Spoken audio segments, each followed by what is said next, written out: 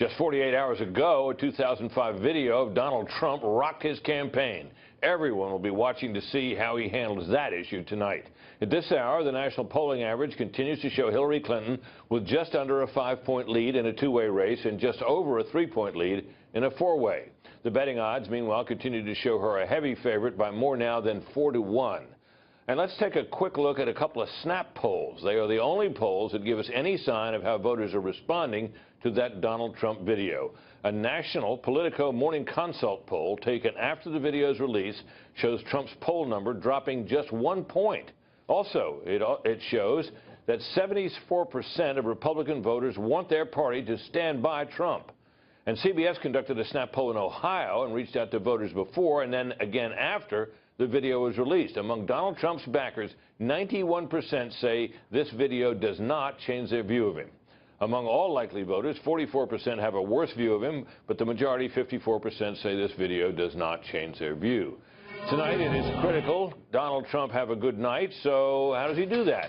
Well, the campaign cowboys join us from St. Louis, Karl Rove and Joe Trippi. Gentlemen, good evening. First to you, Karl. What does Donald Trump need to do inside and outside the controversy about that remarkable video?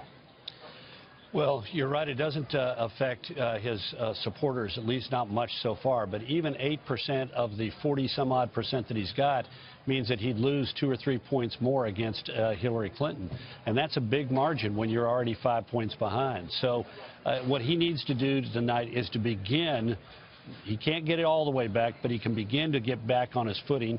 One is by a statement of humble contrition for what he said and did, an explanation that he feels that whatever he said 10 years ago, this campaign has made him a changed man. He understands the responsibility he has to speak on behalf of change for those who put their trust and confidence in him.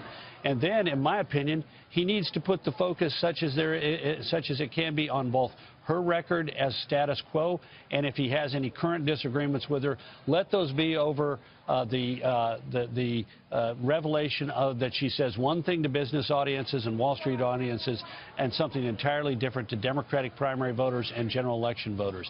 And stay away from going after Bill Clinton. She's prepared for that. She is ready for that. She wants to be simultaneously victim and aggressor.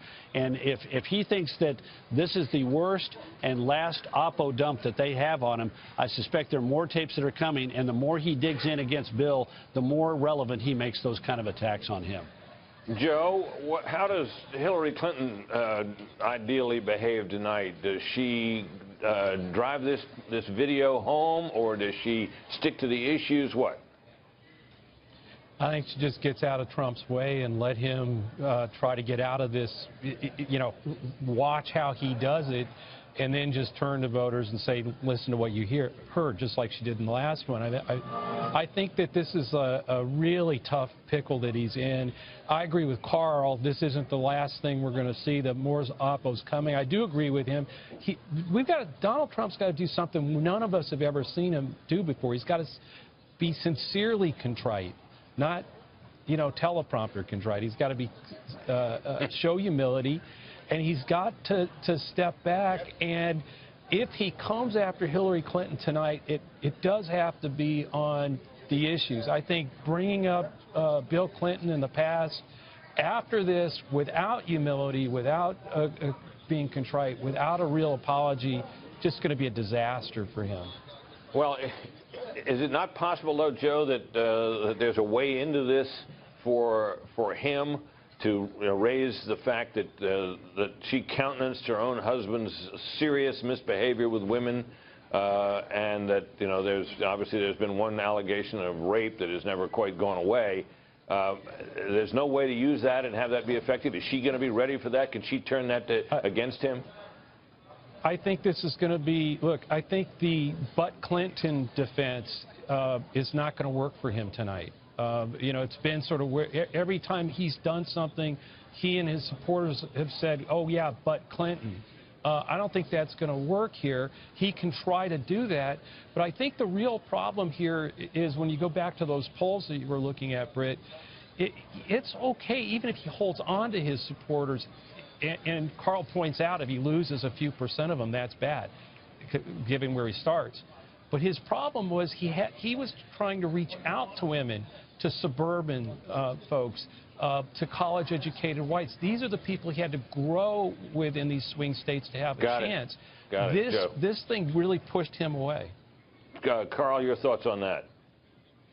Well, look, I think there is one instance in which he could raise the issue of Bill Clinton, and that is if she goes after him in this issue and goes over the top. If she is out there just lambasting him, and he has given a contrite statement of apology, and he feels that he's on ground, he has the ability to go back at her. But it has to be measured and leavened and short. If she's over the top, then it's better for him to say, look, I appreciate that, but at least I did something your husband never did, and that I apologize for my language. He's never apologized for his actions.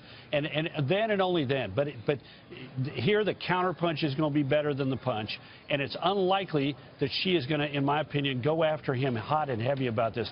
She's got smart people around her, and they understand this thing has a life of its own, particularly if there's more stuff coming, and particularly if they've got more Oppo tapes that they're going to drop on a convenient news outlet to bring up in the days ahead.